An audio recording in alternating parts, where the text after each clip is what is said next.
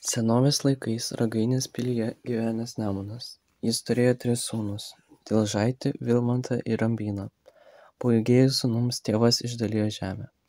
Rambynas gavo gražų kalną prie pat Nemuno. Ten jis pasistatė didingą pilį. Kalno pašlaitėje paguldė didelį akmenį. Akmuo buvo pailgai keturkampis.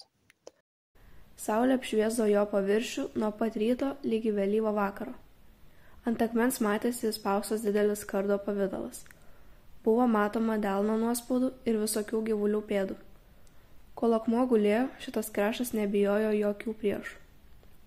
Vienas malūnininkas Švarcas norėjo malūną statyti.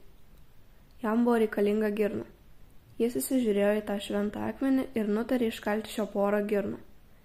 Vietos gyventojai už jokį atlyginimą nesutiko prie darbo prisidėti. Jie bijojo tos nelaimės, apie kurią vienas valdininkas jiems buvo pasakojęs. Tas valdininkas kas naktis sapnuodavo, kad Rambyno kalnas stovėjo liepsnose ir laumės šaukėsi pagalbos. Mat po akmeniu gyveno laumės. Jos saugo šią šventovę, be to padėdavo paklydusiems keleiviams kelią atrasti, saugodavo susirgusius, neturtingiems atnešdavo dovanų, globodavo našlaičius. Valdininkas perkelė valtelę laumes į antrą Nemuno pusę. Perkūno aukure užgeso amžinoji šventoji ugnis. Laumės sakė, kad žmonės įžeidė perkūno akmenį. Jos sušukusios, te puola šitam kraštui sunkus laikai, te liekais kitų vergovėje.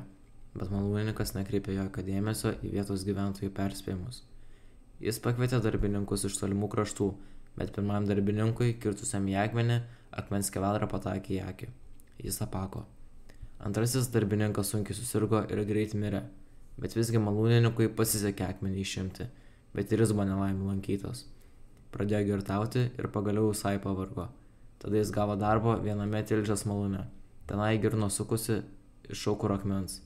Jis pakliuvo į ratus ir buvo visiškai sutrintas. Laumių pranašavimai išsipildė. Kryžiuočiai užpuolė ir pavergė kraštą.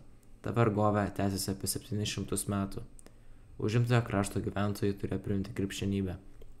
Nors ir lietuviams nepaprastai brangus aukuras dingo, bet visgi Rambynas pasiliko lietuvių šventovę. Čia, kur lietuvybė nyko, ji vėliau pradėjo ir atgyti. Kada lietuviai vergovės laikais neturėjo draugijų, buvo bandoma lietuvių susieiti ant Rambyno kalno. Ten buvo pasikalbama, gražiai lietuviškai padainuojama.